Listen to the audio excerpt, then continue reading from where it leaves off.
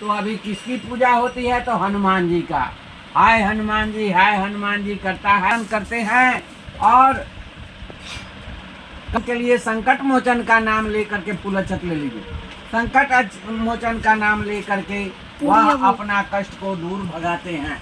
इसलिए जब भी कष्ट आता है तो हनुमान का, तो रामचंद्र जी कहे थे जो हनुमान जानते हो लिया जाएगा, तो अभी भ्रष्ट युग है, इसमें हनुमान जी का ही नाम लिया जाता है। हाय हनुमान, हाय हनुमान। तो संकट को हरने वाले हनुमान है, रामचंद्र जी वरदान दिए थे। वहाँ कहा है कि बाली बैरी सुग्रीव अति प्यारा के ही कारण नाथ मोहि मारा। हे नाथ, कौन सा ऐसा अपराध हमने किया था कि जो बाली बैरी है और सुग्रीव प्यारा है? हम दो भाई थे और दोनों में एक प्यारा एक दुश्मन, ऐसा क्यों? यह कह करके तो जैसे कर्म करोगे वैसा फल तो यही भोगना है, और यही भोग करके जाता है मनुष्य। तो थोड़े ही समय में पुण्य प्राप्त करने वाली कथा सुनने की प्रबल इच्छा है। अब जो है नारद जी आए और पृथ्वी पर देखे कि सारे लोग रोग दुख से ग्रसित है। आराम से सुनो, रोग दुख से ग्रसित है। अब यह देख करके हो जाती है और निसंतान को संतान की प्राप्ति होती है। अब नारद जी जो है यहाँ से घूमते हुए बैकुंठ धाम चले गए, मृत्युलोक चले गए। और मृत्युलोक में गए तो वहाँ कोई उपाय नहीं सूझा। फिर वहाँ से निराश हो करके और घूमते फिरते वह कहाँ आ गए? तो वह मृत्युलोक से चल करके मनुष्य अपने कार्यों के अनुसार कर्म का दुख पाता है, इसलिए वह घूमते हुए वह बैकुंठ धाम पहुँच गए।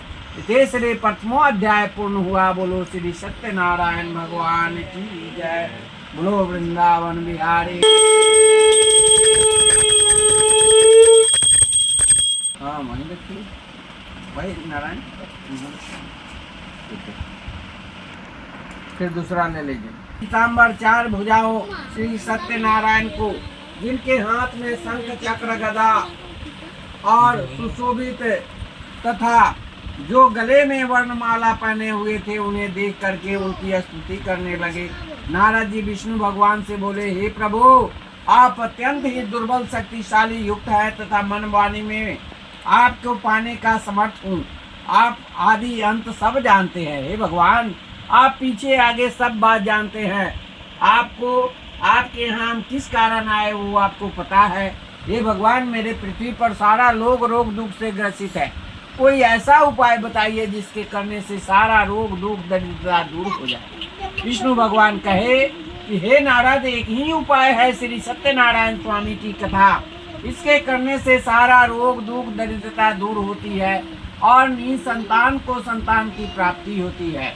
अब नारद जी प्रसन्न हो गए और कहे, हे भगवान, करने का विधि बतलाइए। तो केले का फल, दूध, दही, शक्कर इत्यादि लेकर के धर्म धारण में लीन हो करके ब्राह्मणों के मुख से श्री सत्यनारायण स्वामी की कथा सुने तो तुम्हारा सारा रोग दुख दरिद्रता दूर हो जाएगी।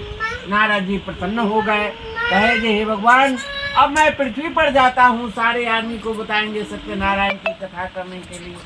पृथ्वी पर आए नारद जी, परंतु मुंह से किसी को बोला न गया। अगर किसी प्रकार का अनित घटना घट गया तो कहेगा जो नारद बताया था। फिर भगवान को गुहार लगाए नारद जी और कहे, हे भगवान, इस व्रत को सबसे पहले करने के लिए हम किसको बताएं? नारद विष्णु भगवान कहे, हे नारद, इस पृथ्वी पर सबसे एक गरीब ब्राह्मण है, शतानंद ब्राह्मण है, जो प्रतिदिन भीख मांगता है।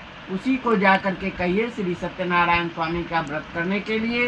जब वह धनवान हो जाएगा तो इस पृथ्वी के सारे लोग देखेंगे, जब धनवान हो गया तो सारे लोग सत्यनारायण की कथा करेंगे।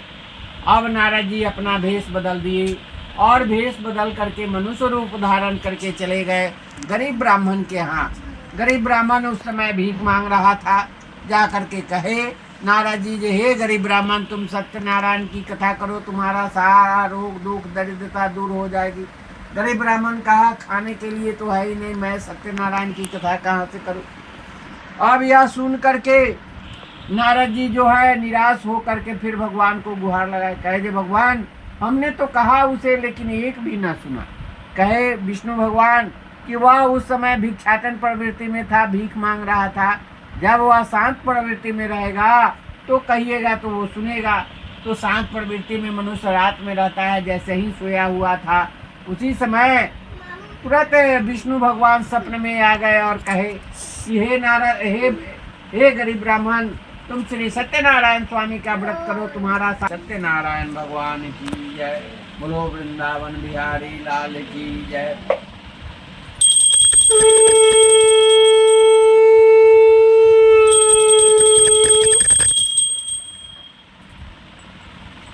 जन्म की कथा सुनिए।